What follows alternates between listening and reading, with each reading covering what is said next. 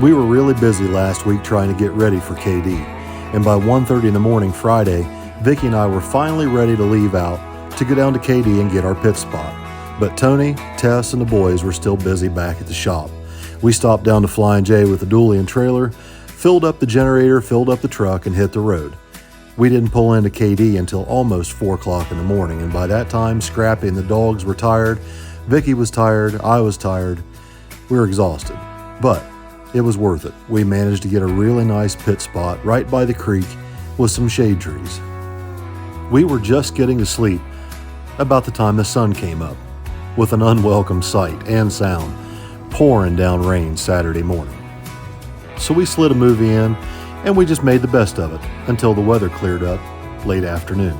By 3:30, the skies had begun to clear, the track began to dry off, and things were finally starting to look up for some good racing this evening. Tony and Tess and the kids had made it down after the rains had cleared out, and Vicky was busy getting the tables all set up for the merch booth and for the food tables in the trailer. We are festive today. I went a little extra. Patriotic plates, napkins, and check these out. The racetrack we go to attend. How cool. On Amazon, you hold ice in the bottom, and you got these little... How cool is that? 24 bucks on Amazon. And you got a little buffet that stays cold. Once we had everything set up, I was pretty excited for Tony to go up and see the track for the first time. So you ready to go up here and check this place out? Yeah, I like it. It's like a drag strip with like a roller coaster at the end. And it's like, they should charge you double admission for this track. Put your hands in the air at the end, please. Yeah. So me, Tess, and Tony jump on the golf cart and we head for the starting line so that he can finally get his eyes on this place firsthand for the first time in his life. He's seen it in videos, he's seen it in pictures, but pictures and videos just don't do this place justice as to how sketchy it is and how steep the shutdown is up this hill. Until you've been to the top of the hill at KD and driven back down the return road, you don't understand how tall and steep it is. After I gave Tony and Tess the nickel tour on the golf cart, we came back to the pits and started getting everything ready. And it wasn't just the cars we needed to get ready, we needed to get some dinner in our bellies too. And Uncle Rob took care of that. He spent most of the weekend cooking for us back there in front of his camper. It was finally time for chip draw and driver's meeting on the starting line, and shortly after that, it was time for the kids' big wheel races in memory of Mr. Kent Rose from Prestonsburg, Kentucky. Vicky and I have always held these things at Midnight Madness for the kids, and we wanted to do it one more time for this race with Limpy and Happy. It's really exciting for the kids to be there in front of some legends of the street racing scene and get an opportunity to actually race right on the starting line where all the big cars race. The kids really enjoy it, and they all get a little goodie bag and a Hot Wheels car after they make their pass. Vicky always pre-registers as many kids as she can and tries to pair them up based on their age and their weight. But once we've run through the pairings, it's pretty common for some run what you brung grudge races to pop off. After the driver's meeting and the kids' big wheel races, it was finally time for stick shift class to head to the lanes. Now, as you saw in my last video, Tony and Tess bought this Mustang off Molly, and they've spent the last couple of days working on it, trying to get it ready. Now, if you're not familiar with who Tony Politano is, let me introduce you. Tony is extremely well known out in California for his street racing antics, knocking off supercars on the street with a very unassuming gray fox body Mustang called the Gray Mare. The little Mustang is deceivingly stock looking. It shows no signs of being as fast as it is on the street, until Tony drops the hammer.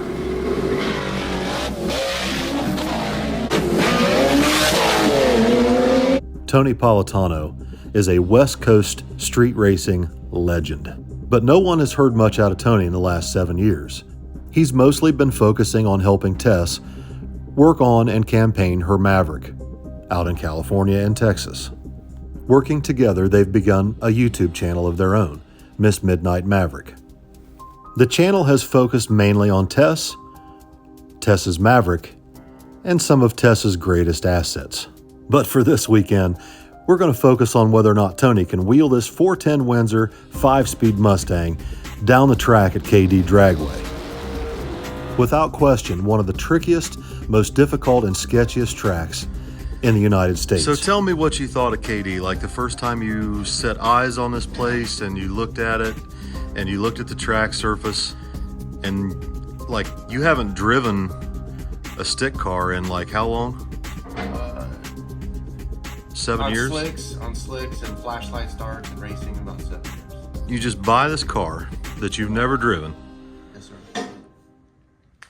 and you literally load it on a trailer behind my wife's Suburban, and you take it to the sketchiest freaking track in the state of Ohio. Yes. Unload it. Sketchiest track I've been to date, I would say. I would definitely say that. So you get paired up with the guy who has won what, the last couple of races down there in stick shift or something. Yeah, I didn't know who I was paired up with or anything, and Billy had said, yeah, the guy, he has a pretty fast car. Not sure of how fast his car is, but he's been successful with it. He's been successful at that track, knows the track, been to other events. After I raced him, I found out that he does win a few of the events, stick shift classes around there. And I was a little disappointed because the turnout was kind of light. Right. You know, only 4 cars, I guess, were there, and I wish there would have been more. But the first round, being paired up with a guy that's a veteran at these events back there was pretty cool. So even though the turnout was light for stick shift class, Tony still managed to end up paired with one of the biggest hitters in round 1, with no testing, in a car he's never raced, at a track he's never raced at. Unbelievably, Tony knocks off a nitrous-assisted Fox body Mustang hitter in the right-hand lane with a total street car, a car he's never raced at a track he's never been to, and ends up in the final and wins the entire event at the very first official Limpies Cash Days in Ohio history. But Tony just wasn't quite done monkeying with his Mustang just yet. All right, Grandpa Hollywood, you've got your super secret rear suspension kit on, right? Yes, sir. You've got everything all tweaked in. We're ready to make a lick. We're going to go make a test pass on the street. On the OG test spot. When was the last time you made a hit on the street in a stick shift car? Ooh. Ooh. You didn't know how to handle it? Whoa, what just happened? I haven't made a hit on the street in a stick shift car on slicks. We had a 3-car shootout, me, Brian, and Kelly. Yeah, it was like 5-6 years ago. Yeah, this is true. Are you doubting him? Damn, you were like 48 then. Ooh. Sir, I'm gonna Yes, I was. Don't forget this side of the windshield, Grandpa. No, I gotta do both sides. Oh boy. We'll get there one day. Wow. She is rough on you. I keep you tight. Just wait till I leave her and move out here with Billy. Ooh. You guys got this bromance thing going on. Tell me something. How was it coming to Ohio? This time, you didn't have to ride in a freaking Chevrolet all week. I did ride in Chevrolet. Well, you did drove a the little Suburban. bit. Right. You know, that's not bad. My gutless Suburban. 350 Chevrolet. Yeah, 350. No, it was good to get in a Ford in a whole other state, you know. Your own Ford. Our own Ford. Yeah. Tess and I's own Ford. So now, what time do we have to be at the airport in the morning? 8, well, the plane leaves at 8 a.m., so 6:30 probably. Really? Yeah, it's an hour and a half before. Oh boy. Oh boy. Looks like we're gonna have to Uber it. We're gonna be sleeping. Due to the fact that our sleep schedules are all screwed up, and the fact that these guys have an early morning flight out of Port Columbus, well, we just weren't going to be happy with going to bed early and having to get up early to go to the airport. So instead, we stayed up all night and did hood rat shit with our hood rat friends.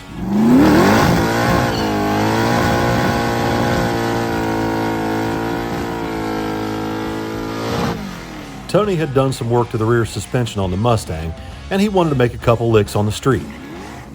And what better place to do that than the OG test spot down the road from our house?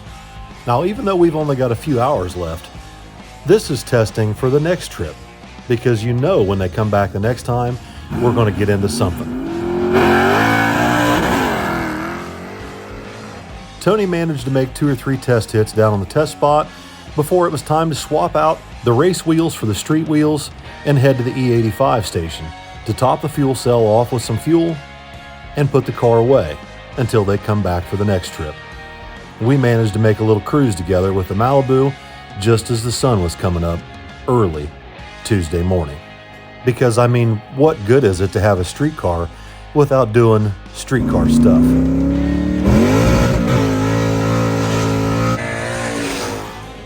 The engine in the Mustang has never actually been properly tuned. The carburetor came right off Tommy's S-10, which came right off Billy's S-10 years ago, back when they were on nitrous. The plan was always to put nitrous on this Mustang and set it up on a standalone just like my Malibu and Billy and Tommy's S-10s were when they were on E85 carburetors with nitrous. Maybe we'll dive into that the next trip out from California. All right, welcome back everybody. I'm sorry I haven't been uploading as many videos lately. I've just been really busy trying to help the kids and go racing and fix race cars and everything else that we've got going on around here. Tess and Tony are back in California. They landed a little while ago, and I got a little bit of rest today. I took a nap and I feel better. That's why I haven't got this video up sooner. Unfortunately, it's now Wednesday. I don't know how it's got to be Wednesday. I've missed somehow Tuesday, but it's Wednesday now, and I'm trying to get this video up. We are going to do the giveaway tomorrow, the monthly giveaway. There's a brand new Kyosho USA 1 monster truck in here on the shelf. We're giving that away, and one of the old man's garage wooden signs. Hopefully we'll get that done tomorrow while Miss Vicky's here. It's pouring down rain outside right now, and she's exhausted. She had to work today, so she's in house trying to get some rest, and I'm back on night shift. So we had a really good weekend, as you've seen by now, most likely the video on Street Racing Channel. The Falcon's having some problems, and we're going to work on that maybe this week. We're not really sure what's going on with the Falcon, but I have a sneaking suspicion it needs a little more timing put in it. It seems like the car doesn't like to run in wet, moist air, and I've kind of mentioned it to the kids 2 or 3 times. It probably needs a little more timing put in it. When the water grains are through the roof, it's hot and humid and the air's moist, it takes a little bit more ignition advance, especially on methanol, and especially on a low compression engine like what the Falcon is. It takes a little bit more timing. And so really what needs to happen is the Falcon needs to be taken to a track and tested as is, get 2 good baseline back-to-back runs that make sense, that are consistent, and then add a couple degrees of timing and check the plugs and see what the time slip says. But hopefully we'll get to do that here sometime soon. In the meantime, I think this weekend, I don't want to say where we're going because it could change based on the weather, mostly I think. But we're going to try and go race somewhere this weekend. We were thinking about a track up in northeastern Ohio. There's an event up there we wanted to go to, but not really sure. There's 2 or 3 events this weekend we could go to, and we're probably just going to be chasing sunshine most likely based on the weather forecast for the next few days. I want to say thank you to everybody that supports us and watched the live feeds and commented and all that. It's greatly appreciated. We love you guys. The truck isn't done, evidently. The truck has had this same problem for a long time where it tries to veer to the left. It's always done it. And, you know, it's one of these things where we used to test a lot. And we don't test hardly anymore for numerous reasons, but we need to get back to testing and doing that kind of thing on a regular basis. But luckily, Tony was with us this weekend, and I had mentioned to Billy earlier in the day, I think that anti-roll bar needs adjusted, but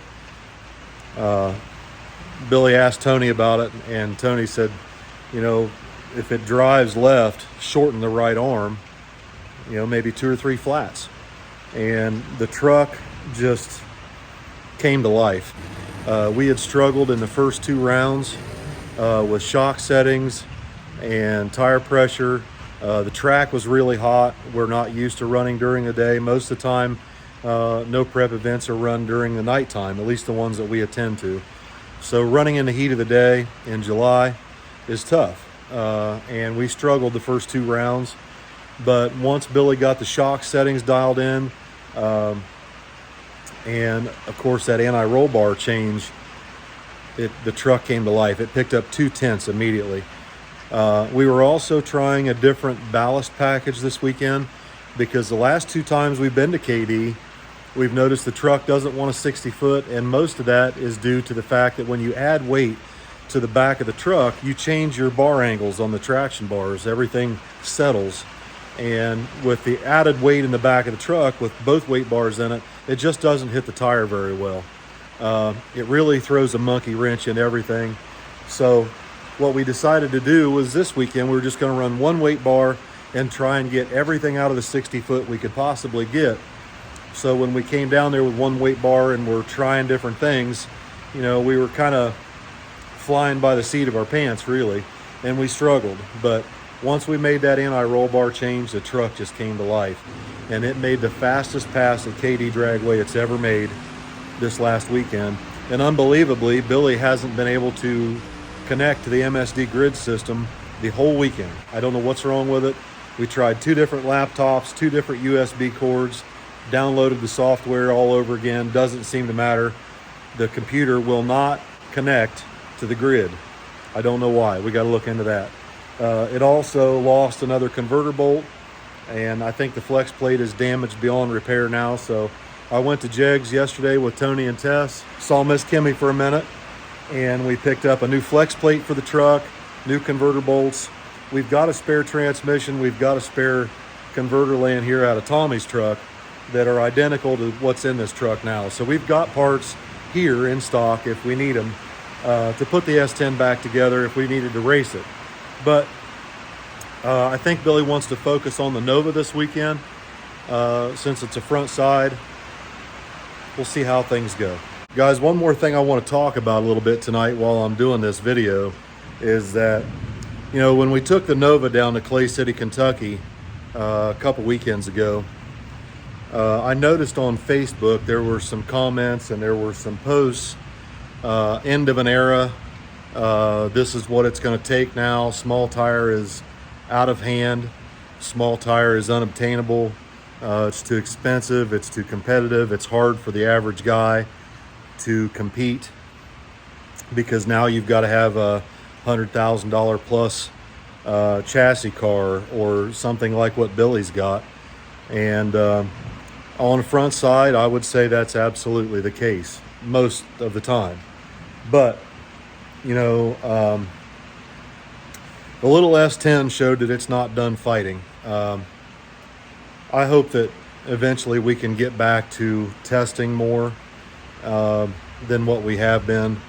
I hope that we can get back to doing things the way we used to do them at some point. But it's just been very difficult. And we've just got a lot going on. And the more things we've got going on, the harder it is to test and do some of the most critical things that we need to do to stay sharp and get faster. And, you know, this last weekend we decided to try, like I said, we tried a different ballast package. We were trying different shock settings. We were trying different tire pressures. And it was really just a collection of everything that we had learned over the years from racing at KD. And we thought, well, if we did this, if we did this, and we did this, and we did this, maybe we can make something out of that and make a fast pass that way. And we just threw all those things, all those ingredients into one cake batter, and we struggled. As you saw, we struggled initially. We were kind of lost, especially in the heat of the day.